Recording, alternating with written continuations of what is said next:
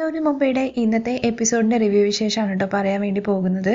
വീഡിയോയിലേക്ക് കിടക്കുന്നതിന് മുമ്പായിട്ട് വീഡിയോ ഇഷ്ടമാവുകയാണെന്നുണ്ടെങ്കിൽ എല്ലാവരും ചാനലൊന്ന് സബ്സ്ക്രൈബ് ചെയ്ത് വീഡിയോ ലൈക്ക് ചെയ്ത് ഹൈപ്പ് ചെയ്ത് കാണാൻ വേണ്ടി ശ്രമിക്കണേ.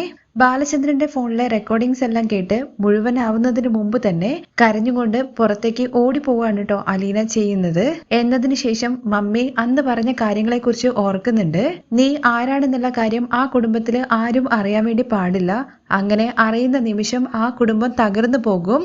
അതുകൊണ്ട് ഒരിക്കലും ആരാണെന്നുള്ള കാര്യം മോള് പറയരുത് എന്നുള്ള രീതിയിൽ മമ്മിക്ക് അന്ന് വാക്ക് കൊടുത്തിട്ടുണ്ടായിരുന്നല്ലോ. അത് ഓർത്തിട്ട് പൊട്ടിക്കരഞ്ഞുകൊണ്ട് അലീന പറയുന്നുണ്ട്, മമ്മി പറഞ്ഞതുപോലെ തന്നെ സംഭവിച്ചല്ലോ, ഇനി ഞാൻ എന്ത് ചെയ്യും, എല്ലാം കൈവിട്ടു പോയി എന്ന് പറഞ്ഞിട്ട് അലീന അലറി വിളിച്ച് കരഞ്ഞുകൊണ്ടിരിക്കുകയാണ്. അതേസമയം ബാലചന്ദ്രൻ റൂമിൽ അങ്ങോട്ടും ഇങ്ങോട്ടും നടക്കുന്നുണ്ട്. കുറച്ചു സമയത്തിന് ശേഷം അലീന തന്നെ ബാലചന്ദ്രന്റെ റൂമിലേക്ക് ചെന്നിട്ട് സാർ എന്ന് പറഞ്ഞ് വിളിക്കുന്നുണ്ട്. അത് കഴിഞ്ഞ് പൊട്ടി പൊട്ടി കരയുവാണേ. ആ കരച്ചിൽ കണ്ട സാറാണെന്നുണ്ടെങ്കിൽ അലീന എന്ന് പറഞ്ഞ് വിളിക്കുന്നുണ്ട്. അപ്പോഴേക്കും സാർ എന്നോട് പൊറുക്കണേ എന്ന് പറഞ്ഞിട്ട് കൈകൂപ്പിയതിനു ശേഷം അദ്ദേഹത്തിന്റെ കാലിൽ പിടിച്ച് കരഞ്ഞുകൊണ്ടിരിക്കുകയാണ്. എന്നോട് പൊറുക്കണേ എന്ന് പറഞ്ഞുകൊണ്ട് അപ്പോഴേക്കും ബാലചന്ദ്രൻ അലീനയെ പിടിച്ച് എഴുന്നേൽപ്പിക്കുന്നുണ്ട്.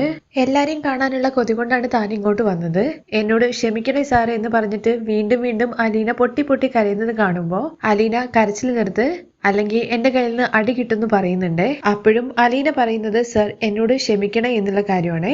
നിന്നോട് ഞാൻ ക്ഷമിച്ചിട്ടില്ലായിരുന്നെങ്കിൽ നീ ഇപ്പോ ഇവിടെ ഉണ്ടാവുമായിരുന്നു. ആഴ്ചകൾക്ക് മുമ്പ് തന്നെ താൻ നിന്നെ കുറിച്ചുള്ള എല്ലാ കാര്യങ്ങളും അറിഞ്ഞിരുന്നു. അങ്ങനെ നിന്നോട് ക്ഷമിച്ചിട്ടില്ലായിരുന്നെങ്കിൽ ഞാനല്ലായിരുന്നോ നിന്നെ ഇവിടുന്ന് അടിച്ചു പുറത്താക്കേണ്ടിയിരുന്നത്. അതേ എന്ന മട്ടില് കരഞ്ഞുകൊണ്ട് അലീന തലയാട്ടുന്നുണ്ട്. അതിനുശേഷം ഞാൻ നിന്നോട് വിരോധം കാണിച്ചിട്ടുണ്ടോ? സ്നേഹമായിരുന്നോ എനിക്ക് നിന്നോട്, അല്ലെങ്കിൽ ദേഷ്യമായിരുന്നോ? സ്നേഹമായിരുന്നു സർ. എന്തുകൊണ്ടാ എന്ന് ബാലചന്ദ്രന്റെ ചോദ്യത്തിന് അറിയില്ല എന്നാണ് അലീനയുടെ മറുപടി. വൈജയന്തിയുടെ മകളായതുകൊണ്ടാണോ എന്ന് ബാലചന്ദ്രൻ വീണ്ടും ചോദിക്കുന്നുണ്ട്. അല്ല എന്ന് അലീനയുടെ മറുപടി. ഈ വീടിനോടും എന്റെ മക്കളോടും നീ കാണിക്കുന്ന സ്നേഹവും കൂറും അതുകൊണ്ട് മാത്രമാണ്. മനസ്സിലായോ? മനസ്സിലായി സർ. ഇനി നീ പറ, ഞാൻ നിന്നോട് ക്ഷമിച്ചോ ഇല്ലയോ? ക്ഷമിച്ചു എന്ന് അലീന പറയുമ്പോ ഏതെങ്കിലും ഒരു ഭർത്താവിന് ക്ഷമിക്കാൻ വേണ്ടി കഴിയോ? പക്ഷേ നിന്റെ അമ്മയോട് ഞാൻ ക്ഷമിക്കില്ല. ഇതറിഞ്ഞപ്പോ ഞാൻ പൊട്ടിത്തെറിക്കാതിരുന്നത് എന്തുകൊണ്ടാന്ന് നിനക്കറിയോ? നീ ഇവിടെ ഉള്ളത് കൊണ്ട്. നീ ഏതു നിമിഷമാണോ ഈ കുടുംബം വിട്ടു പോകുന്നത് അന്ന് ഈ കുടുംബം ചിതറി പോകും. ഞാൻ മുമ്പ് നിന്നോട് പറഞ്ഞത് ഓർമ്മയുണ്ടോ? നീയാണ് എന്റെ ബലം, നീയാണ് എന്റെ ആയുധം, നീയാണ് എന്റെ ആശ്വാസം. ഒരുപക്ഷെ എന്തെങ്കിലും എന്റെ നെഞ്ചില് തീ അണയുമായിരിക്കും. വൈജിയോട് എനിക്ക് ക്ഷമിക്കാൻ പറ്റുമായിരിക്കും. പക്ഷെ അതിന് നീ ഉണ്ടെങ്കിൽ മാത്രം. അതുവരെ പിടിച്ചു നിൽക്കാൻ വേണ്ടിയിട്ട് എനിക്കൊരു ഊന്നുവടി വേണം. ഞാനൊരു പുരുഷനാണ്, അതും ചതിക്കപ്പെട്ട പുരുഷൻ. കാലങ്ങളായിട്ട് ചതിക്കപ്പെട്ട ഒരു മനുഷ്യൻ. ഈ വീട്ടില് എന്നോട് ആർക്കെങ്കിലും സ്നേഹമുണ്ടോ? നീ പറ. സാറിനോട് സ്നേഹമുള്ളത് കൃഷ്ണമോൾക്കാണെന്നുള്ള കാര്യം അലീന പറയുന്ന സമയത്ത് പോരാ, എനിക്ക് അത്രയും പോരാ. ഞാന് ഒരുപാട് ഇൻവെസ്റ്റ് ചെയ്തു പോയി. എന്റെ 22 വർഷത്തെ അധ്വാനവും അതിന്റെ 15 വർഷം മുമ്പുള്ള എന്റെ സ്നേഹവും ഇതൊന്നും എനിക്ക് ഒട്ടും സഹിക്കാൻ വേണ്ടി പറ്റാത്ത കാര്യമാണ്. അതുകൊണ്ട് ഇനി നീ തീരുമാനിച്ചോ പോകണോ വേണ്ടയോ എന്നുള്ള കാര്യം.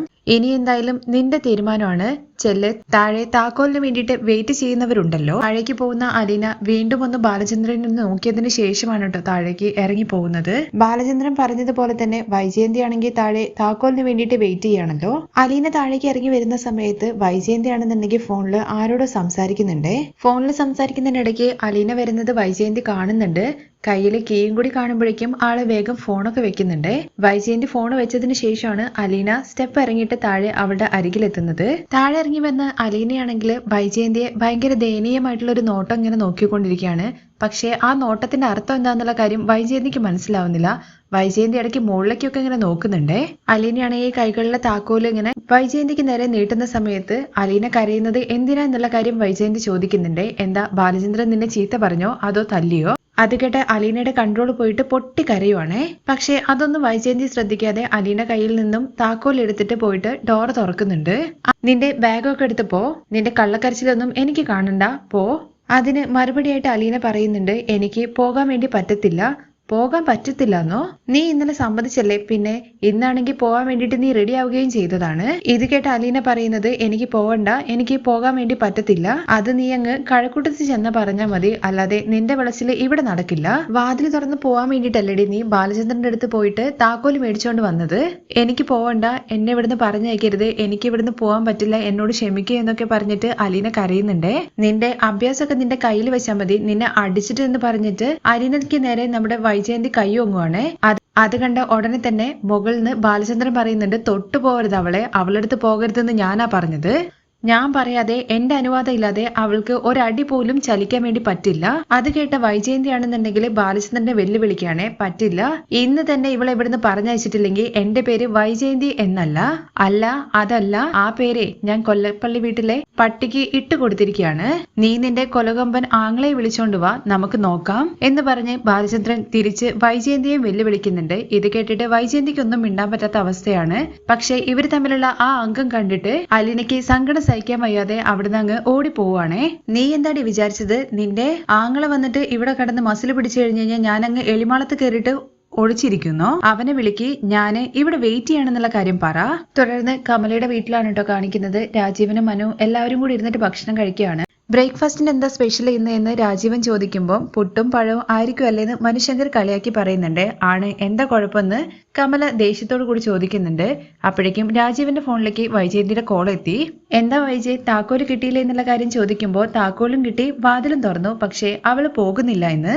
ആര്, അലീനയോ? അവള് ഇന്നലെ പോകാന്ന് സമ്മതിച്ചല്ലേ എന്ന് രാജീവൻ ചോദിക്കുമ്പോൾ ഇന്നലെയല്ല, ഇന്ന് രാവിലെ വാതിൽ തുറന്നായിരുന്നെങ്കിൽ അവള് പോയേനെ, പിന്നെ ഇപ്പൊ വാതിൽ തുറന്നില്ലേ, പിന്നെ പോയാൽ എന്താ പ്രശ്നം എന്ന് രാജീവൻ ചോദിക്കുമ്പോ ഇപ്പൊ അവള് പോകാൻ വേണ്ടി പറ്റത്തില്ല എന്ന് പറഞ്ഞിട്ട് ഭയങ്കര കരച്ചില്. ബാലേന്ദ്രൻ കണക്കിന് കൊടുത്തെന്ന് തോന്നുന്നു. എന്ത് കൊടുത്തെന്ന്, അടിയോ എന്ന് രാജീവൻ ചോദിക്കുമ്പോ അതൊന്നും എനിക്കറിയില്ല, ഞാൻ അവളടുത്ത് ചോദിച്ചു, പക്ഷെ അവള് ഒന്നും മിണ്ടുന്നില്ല, ഭയങ്കര കരച്ചില്. ഇത് കേട്ട രാജീവൻ എന്തായാലും ഞാൻ അങ്ങോട്ട് വരാം, നീ ഫോൺ വെച്ചോ എന്ന് പറഞ്ഞ് ഫോൺ വെക്കുകയാണേ. ഫോൺ വെച്ച് രാജീവനാണെങ്കിൽ പറയുന്നുണ്ട്, എന്തായാലും നീ പറഞ്ഞതുപോലെ തന്നെയാണ് കാര്യങ്ങള്, ഇത് ഒരു നടക്ക് തീരുമെന്ന് തോന്നുന്നില്ല. ഇത് കേട്ട കമലയും പറയുന്നുണ്ട്, ഞാൻ അപ്പോഴേ വിചാരിച്ചു അവൾ എന്തായാലും പോകില്ല എന്ന്. കൊച്ചച്ച, ഞാൻ പറഞ്ഞില്ലേ, ഞാൻ അവിടെ പോയിട്ട് സംസാരിക്കാം, എന്നിട്ട് എന്താന്ന് വെച്ചാൽ ചെയ്യേണ്ടത് ചെയ്യാം, അല്ലാതെ എടുത്തു ചാടിയിട്ട് ഒരു കാര്യമില്ല. നീ പറഞ്ഞ അവള് പോകോ എന്നുള്ള കാര്യം രാജീവൻ ചോദിക്കുമ്പോ ഞാൻ കർശനമായിട്ട് പറഞ്ഞു കഴിഞ്ഞാൽ അവള് പോകുമെന്നാണ് എന്റെ വിശ്വാസം, ഇല്ലെങ്കിലോ എന്ന് രാജീവൻ ചോദിക്കുമ്പോ ഇല്ലെങ്കിൽ ഞാൻ ഇങ്ങ് തിരിച്ചു വരും, പിന്നെ കൊച്ചച്ചൻ പൊക്കോ. കമലെടുത്തിന്റെ അഭിപ്രായം എന്താന്ന് രാജീവൻ ചോദിക്കുമ്പോ എന്റെ അഭിപ്രായം എന്താന്ന് വെച്ചാല് അവളെ അവിടെ ചെന്നിട്ട് കാരണം നോക്കി 4 പൊട്ടിച്ച് അവളെ പിടിച്ച് അവളുടെ ബാഗ് പുറത്തേക്ക് വലിച്ചെറിയണം എന്നുള്ള കാര്യം പറയാണേ. അത് കേട്ട ഉടനെ തന്നെ മനുശങ്കറിന് ഭയങ്കരമായിട്ട് ദേഷ്യം വരുന്നുണ്ട്. എന്നാ അമ്മ തന്നെ അങ്ങ് പോയിട്ട് ഇതെല്ലാം ചെയ്തിട്ട് വാ, എനിക്ക് സൗകര്യപ്പെടുത്തില്ല എന്നുള്ള കാര്യം കമല പറയുമ്പോ അങ്ങനെയാണെങ്കിൽ പിന്നെ മിണ്ടരുത്. കൊച്ചച്ച, എന്തായാലും ഞാൻ പോയിട്ട് വരാം, കുറച്ച് ക്ഷമിക്ക്, അവിടെ ചെന്നിട്ട് വെറുതെ അങ്കിളുടെ ഭ്രാന്ത് പിടിപ്പിച്ചു കഴിഞ്ഞാൽ പിന്നെ അവിടെ എന്തൊക്കെയാ നടക്കുക എന്നുള്ള കാര്യം പറയാൻ വേണ്ടി പറ്റില്ല. മനുശങ്കർ പറയുന്നതിലും കാര്യമുണ്ടെന്ന് മനസ്സിലാക്കി രാജീവൻ ശരി എന്ന് പറയുന്നുണ്ട്. തുടർന്ന് ബാലചന്ദ്രന്റെ വീട്ടില് മനു എത്തിയതിനു ശേഷമാണ് കാണിക്കുന്നത്.